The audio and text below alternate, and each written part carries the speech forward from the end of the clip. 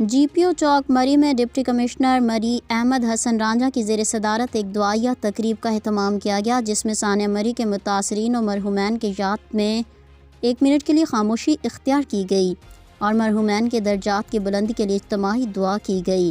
گزشتہ سال 7 جنوری کو ثانیہ مری پیش آیا تھا، جس میں 22 قیمتی جانوں کا ضیاع ہوا تھا، جو بہت افسوسناک واقعہ تھا۔ ثانیہ مری کے پیش نظر اس بار مری انتظامیہ ہائی الرٹ ہو چکی ہے۔ ثانیہ مری کے متاثرین و مرحومین کی یاد میں 1 منٹ کے لیے خاموشی اختیار کی گئی اور مرحومین کے درجات کی بلندی کے لیے اجتماعی دعا کی گئی۔ اس موقع پر ڈی سی مری کا کہنا تھا کہ بسم اللہ الرحمن الرحیم جی، آپ جیسے جانتے ہیں کہ پچھلی 7 جنوری 2022 کو سانحہ ہوا، جس کی ٹریجڈی جو تھی وہ پورے ملک میں گونجی، قومی سانحہ تھا وہ۔